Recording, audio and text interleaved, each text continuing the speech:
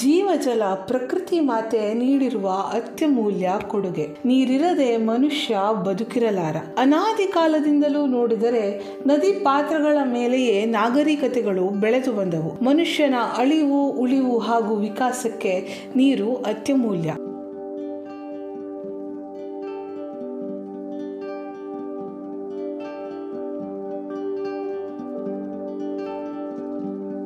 ಭೂಮಿಯನ್ನ ಜಲಗ್ರಹ ಅಂತ ಅಂದುಕೊಂಡ್ರೂ ಕೂಡ ಕೇವಲ 0.3% ನೀರು ಮಾತ್ರ ನಮ್ಮ ಬಳಕೆಗೆ ಯೋಗ್ಯವಾಗಿದೆ. ಪ್ರತಿನಿತ್ಯ ಮಾನವನ ಮೂಲಭೂತ ಅವಶ್ಯಕತೆಗಳಿಗಾಗಿ, ಕೃಷಿ ಚಟುವಟಿಕೆಗಳಿಗಾಗಿ, ಕೈಗಾರಿಕೆಗಳಿಗಾಗಿ ಅಂತ ಸಿಹಿ ನೀರಿನ ಬಳಕೆ ದಿನೇ ದಿನೇ ಜಾಸ್ತಿ ಆಗ್ತಾನೆ ಇದೆ. ನೀರಿನ ಆಕರಗಳು ಬರಿದಾಗುತ್ತಿವೆ. ಅಂತಹದೇ ಒಂದು ನೀರಿನ ಆಕರವಾದ ಕೆರೆಯ ಒಡಲಾಳದ ಕಥೆಯನ್ನ ಈಗ ಕೆರೆಯೇ ಹೇಳಲೊರಟಿದೆ.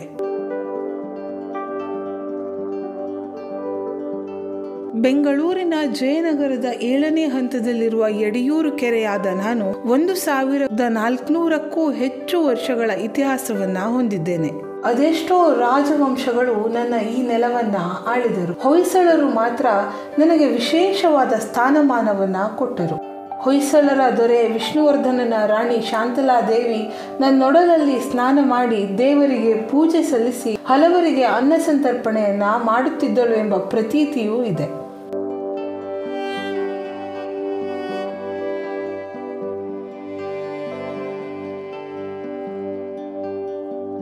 1169ರಲ್ಲಿ ಹೊಯ್ಸಳರ ವಿರುದ್ಧ ಜಯಗಳಿಸಿದ ಚೋಳ ವಂಶದ ದೊರೆ 1ನೇ ಕುಲೋತ್ತುಂಗನ ಆಳ್ವಿಕೆಗೆ ನಾನು ಒಳಪಟ್ಟೆ. ನನ್ನೊಡಲ ನೀರಿನಿಂದಾಗಿ ಸುತ್ತಲಿನ ಪ್ರದೇಶ ಕೃಷಿಗೆ ಯೋಗ್ಯವಾಗಿತ್ತು. ಆದರೆ ಚೋಳ ರಾಜನ ಅತಿಯಾದ ತೆರಿಗೆ ಪದ್ಧತಿಯಿಂದ ನನ್ನ ಸುತ್ತಮುತ್ತಲಿನ ರೈತರು ಗುಳೆ ಹೋದರು. ಅದಾದ ಬಳಿಕ 1529ರವರೆಗೂ ನಾನು ವಿಜಯನಗರ ಅರಸರ ಆಳ್ವಿಕೆಗೆ ಒಳಪಟ್ಟಿದ್ದೆ. ನನ್ನ ಪ್ರದೇಶದಲ್ಲಿ ಯಥೇಚ್ಛವಾಗಿ ಪಚ್ಚೆ ಕಲ್ಲುಗಳು ದೊರೆಯುತ್ತಿದ್ದವು.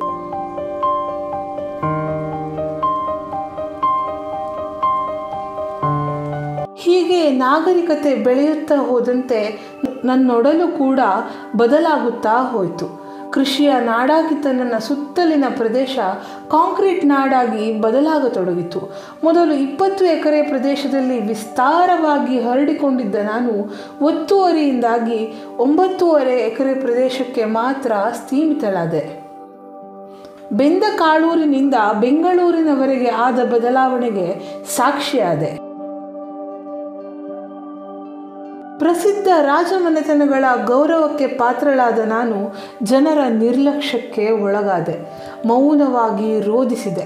ನನ್ನೊಡಲಲ್ಲಿ ಪ್ಲಾಸ್ಟಿಕ್ ಕಸಗಳು ಸೇರಿ ಪರಿಶುದ್ಧವಾದ ನೀರನ್ನು ಮಾಲಿನ್ಯಯುಕ್ತವನ್ನಾಗಿಸಿದರು.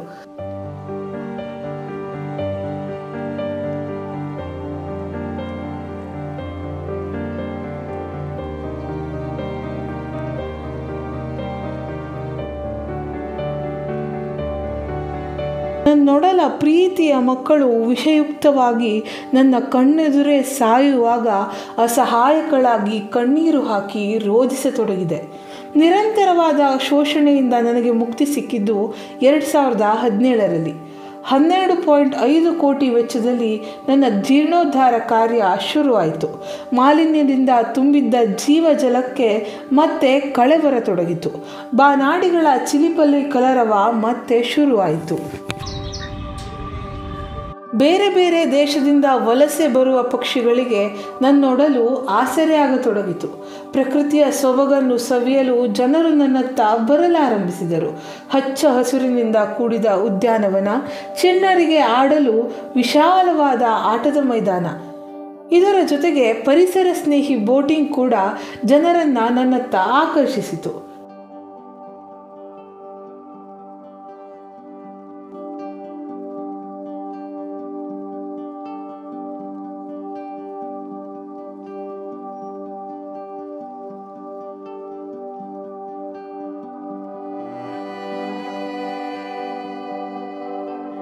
ಕೇವಲ ಉದ್ಯಾನವನ ಮಾತ್ರ ಅಲ್ಲದೆ ಪುಸ್ತಕ ಪ್ರಿಯರಿಗೆ ಅನುಕೂಲಕರವಾಗುವಂತೆ ಪುಟ್ಟ ಗ್ರಂಥಾಲಯವನ್ನು BBMPಯವರು ತೆರೆದರು. ಮನರಂಜನೆ ಮಾತ್ರ ಅಲ್ಲದೆ ಜ್ಞಾನಾರ್ಜನೆಗೂ ನನ್ನ ಅಂಗಳ ಉಪಯುಕ್ತವಾಯಿತು. ಇದರ ಜೊತೆಗೆ ನನ್ನ ಅಂಗಳವನ್ನು ಸ್ವಚ್ಛವನ್ನಾಗಿರಿಸಲು ಸಾವಯವ ಗೊಬ್ಬರ ತಯಾರಿಕಾ ಘಟಕವನ್ನು ಸ್ಥಾಪಿಸಿದ್ದರಿಂದ ಪರಿಸರವನ್ನು ಸ್ವಚ್ಛವಾಗಿಡಲು ಅನುಕೂಲಕರವಾಗಿದೆ. ಅಲ್ಲದೆ ಹಸಿ ತ್ಯಾಜ್ಯದಿಂದ ಪ್ರತಿನಿತ್ಯ 3000 ಕಿಲೋವ್ಯಾಟ್ಗೂ ಅಧಿಕ ವಿದ್ಯುತ್ತನ್ನು ಇಲ್ಲಿ ಉತ್ಪಾದಿಸಲಾಗುತ್ತದೆ ಹಾಗೂ 50,000 ಲೀಟರ್ ಜೀವಸಾರವನ್ನು ತಯಾರಿಸಲಾಗುತ್ತದೆ. ಇದರ ಜೊತೆಗೆ ಅಳಿವಿನಂಚಿನಲ್ಲಿರುವ ಪಕ್ಷಿಗಳ ಉಳಿವಿಗಾಗಿ ಆವಾಸ ಸ್ಥಾನ ಕಲ್ಪಿಸಿರುವುದು ಇಲ್ಲಿಯ ಮತ್ತೊಂದು ವಿಶೇಷತೆ.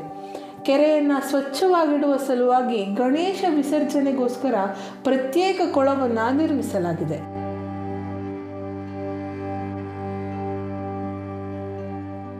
ಈ ಎಲ್ಲ ಅಭಿವೃದ್ಧಿಯಿಂದ ನಾನು ಸಂತೃಪ್ತನಾದೆ.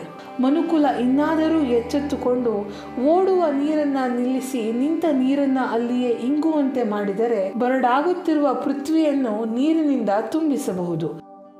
ಜಲ ಸಂರಕ್ಷಣೆಗೆ ಹಾಗೂ ಸ್ವಚ್ಛತೆಯನ್ನು ಕಾಪಾಡಲು ಸರ್ಕಾರ ಒಂದು ಅಭಿಯಾನವನ್ನಾಗಿಸಿದರೂ ಕೂಡ ಅದರ ಅರ್ಥಪೂರ್ಣ ಯಶಸ್ಸು ಸಿಗಬೇಕಾದರೆ ಜನರ ಸಹಭಾಗಿತ್ವ ಬೇಕೇ ಬೇಕು. ದೇಶದ ಸಂಪನ್ಮೂಲವನ್ನು ರಕ್ಷಿಸುವ ಜವಾಬ್ದಾರಿ ಪ್ರತಿಯೊಬ್ಬ ನಾಗರಿಕನದ್ದು. ಎಲ್ಲ ಸಂಪನ್ಮೂಲಗಳನ್ನು ಹಿತಮಿತವಾಗಿ ಬಳಸಿ ಉಳಿಸಿ ಬೆಳೆಸುವ ಜವಾಬ್ದಾರಿ ನಮ್ಮೆಲ್ಲರ ಆದ್ಯ ಕರ್ತವ್ಯವಾಗಿದೆ.